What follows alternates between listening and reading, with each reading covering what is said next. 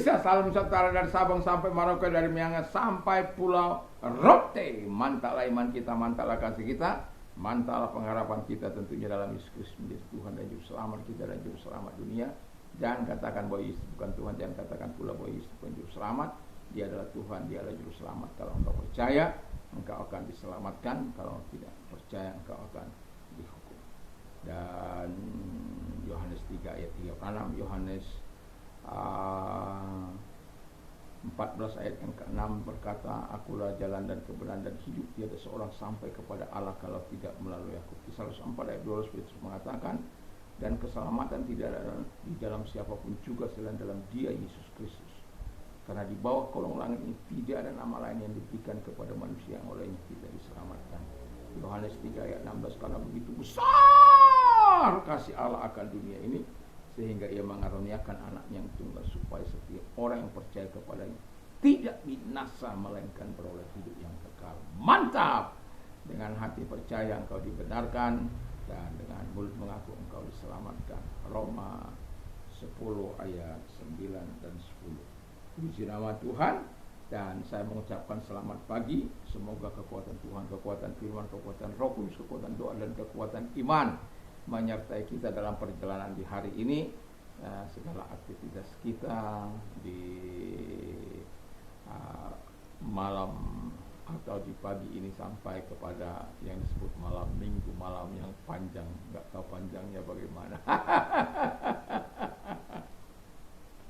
Tapi izinkan saya mengatakan selamat pagi bagi kita semuanya. Kiranya Tuhan memberkati kita. Puji nama Tuhan. Sebelum kita berdoa, terima kasih Bapa di surga, di dalam nama Tuhan Yesus, biarlah Roh-Mu terus akan menyertai kami sehingga kami boleh bertumbuh dalam Kristus, dalam nama Yesus. Haleluya. Amin. Puji nama Tuhan. Dikatakan dalam 1 Korintus 16 ayat yang ke-17 18, demikian bunyi firman Allah. Karena merekalah yang menyegarkan rohku, kamu dan roh kamu, hargailah orang-orang yang demikian. 17. Aku bergembira atas kedatangan Stefanus, Fortunatus dan Akaikus, karena mereka melengkapi apa yang masih kurang padamu. Jadi ini pentingnya menghargai orang-orang atau pemimpin-pemimpin rohani. Ya, jadi bertumbuh di dalam Kristus itu berarti yang pertama, kalau kita adalah orang-orang bertumbuh dalam Kristus, kita seharusnya hidup menghargai orang-orang atau pemimpin-pemimpin rohani kita.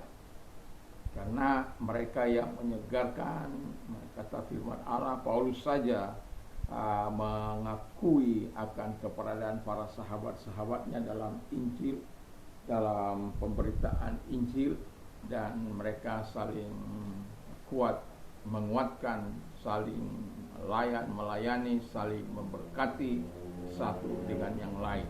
Dan sebagai umat Tuhan dikatakan untuk saling untuk menghargai orang-orang yang menyampaikan siraman rohani, orang-orang yang memberitakan kabar kasih karunia itu. Penting kita hormati, karena apa? Kita adalah orang yang bertumbuh dalam Kristus. Ketika kita bertumbuh dalam Kristus, bukan Yesus yang langsung mengajar kita, tetapi walaupun ada Alkitab katakan bahwa Roh Kudus akan mengajar kamu, Roh Kudus akan mengajarkan kamu, tapi bukan berarti Roh Kudus mengajar kita untuk menolak orang lain, menolak orang-orang yang mengajar kita. Tidak. Justru Alkitab katakan yang kita baca, kita harus menghargai orang-orang seperti ini. Itulah sebabnya dalam Ibrani juga dikatakan untuk menghormati. Galatia juga dikatakan menghormati para pemimpin-pemimpin rohani. Ya. Jadi dalam kehidupan kita yang bertumbuh dalam Kristus akan senantiasa belajar untuk menghargai setiap orang, ya, pemimpin-pemimpin rohani dan setiap orang. Kemudian yang kedua adalah orang yang bertumbuh dalam Kristus seharusnya hidup tidak membeda-bedakan orang. Ya, itu bisa dibaca dalam Kisah 10 ayat 34 dan 35. Atau saya bacakan, lalu mulailah Petrus berbicara, katanya, sesungguhnya aku telah mengerti Allah tidak membeda-bedakan orang. Setiap orang setiap orang dari bangsa manapun yang takut akan Dia dan yang mengamalkan kebenaran berkenan kepadanya. Haleluya. Kadangkala kita sebagai orang percaya kadangkala terjerembab dalam hal memberikan perbedaan. Orang-orang yang punya mungkin high status, ya kita hormati begitu rupa. Kalau low status, kita kurang menghargai mereka. Tapi Alkitab mengatakan Allah tidak membeda-bedakan orang. Kadangkala manusia, ya, kadangkala melihat dari latar belakang ekonomi, ya. Kalau dia kaya, kita menghormati begitu luar biasa. Kalau dia miskin, kita abaikan saja. Tapi Alkitab mengatakan jangan beda-bedakan manusia itu karena ekonomi, karena status, yang kemudian karena derajatnya, ya mungkin karena derajatnya lebih mulia, lebih agung, lebih si mata biru dan lain sebagainya. Atau membeda-bedakan dari sarah, ya, suku, agama, dan ras. Kan ada banyak orang itu bisa membeda-bedakan orang. Oh, kamu bukan golongan saya karena warna kulitmu beda, agamamu beda. Tidak lagi terjadi toleransi. Sebagai orang-orang yang percaya, kita harus lawan itu perbedaan-perbedaan yang membawa kepada perpisahan, yang membawa kepada permusuhan, dan kita harus menjadi terang di tengah-tengah bangsa ini. Boleh saja kita berbeda agama, boleh saja kita berbeda ras, boleh saja kita berbeda suku, tetapi kasih Tuhan harus tetap kita tunjukkan kepada mereka, karena Allah tidak membeda-bedakan. Yang membedakan itu apa? Iman kita. Tapi sekalipun itu kita berbeda secara iman, bukan berarti kita punya hak untuk memusuhi orang lain.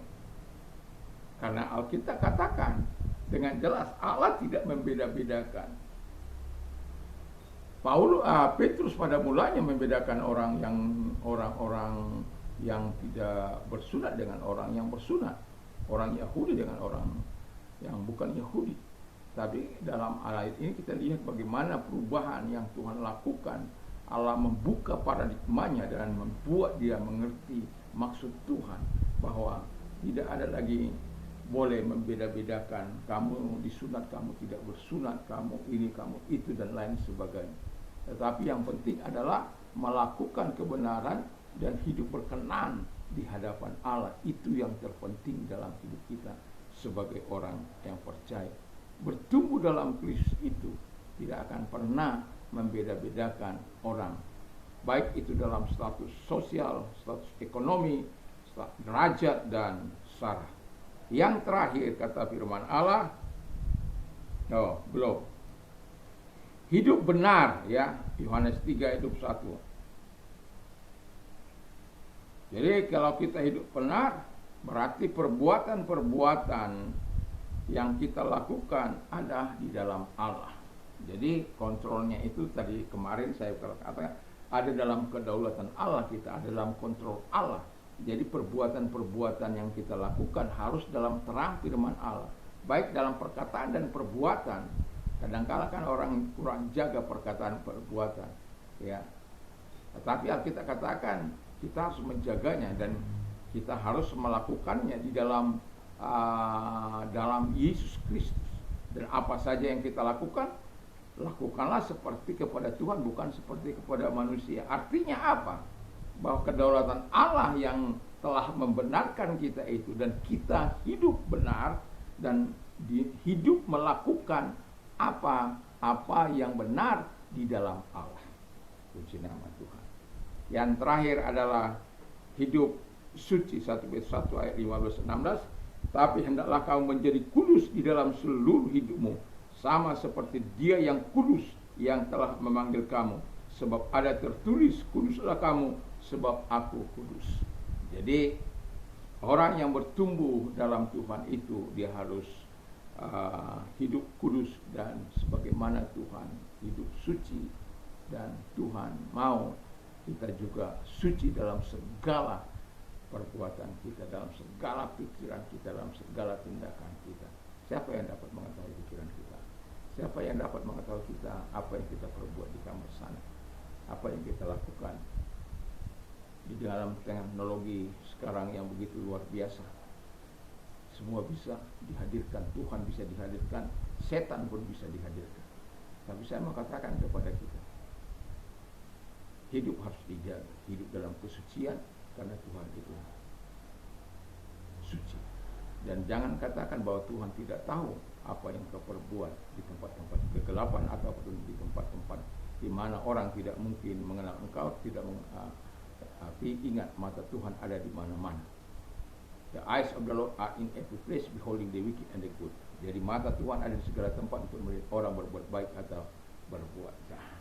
Jadi bertumbuh dalam Kristus itu tetap menjaga kehidupan di dalam kekudusan, di dalam kebenaran, dan tidak membeda-bedakan orang, hidup menghargai para pemimpin rohani dan orang-orang lain. Tuhan memberkati, mari kita berdoa. Terima kasih Tuhan, kiranya Tuhan menolong kami untuk terus bertumbuh di dalam Kristus, sehingga hidup kami boleh menghargai orang lain, boleh Tuhan juga tidak membeda-bedakan status, kedudukan, ekonomi, dan lain sebagainya.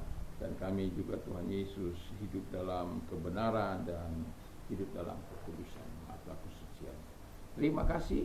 Dan kalau engkau sedang sakit, saya mau berdoa bagimu, apapun sakit penyakitmu, ingatlah bahwa Tuhan mampu hadir kepadamu untuk menolong engkau. Dan kalau engkau orangnya, mari angkat kedua belah tangan, kita berdoa.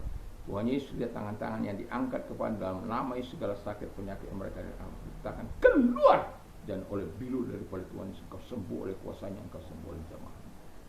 Terima kasih dalam nama Yesus. Kalau engkau sedang mengalami keadaan di persimpangan jalan, ataupun dalam keadaan kesulitan dan lain sebagainya, persoalan yang engkau alami begitu besar, datang kepada Tuhan, karena Dia akan memberikan. Kalau engkau orangnya yang membutuhkan pertolongan dari Tuhan, mari angkat tanganmu, mari kita berdoa. Lihat tangan-tangan yang diangkat kepadamu dalam nama Tuhan Yesus. Apapun persoalan hidup mereka, masalah mereka, keadaan mereka, Tuhan, engkau Tuhan yang dapat menolong, menyelesaikan setiap permasalahan mereka. Kami membaca dalam firman-Mu, dalam kebenaran-Mu, Tuhan tidak pernah lalai untuk menolong setiap kami umat-Mu yang percaya kepadamu, di dalam nama Tuhan Yesus Kristus. Dan biarlah engkau pertolongan-Mu hadir kepada setiap kami yang membutuhkan uluran tangan. Di dalam nama Yesus kami bersyukur dan berdoa. Haleluya. Amin. Selamat pagi, selamat kita beraktivitas tentunya di dalam Yesus Kristus. Mantap, mantap, mantap.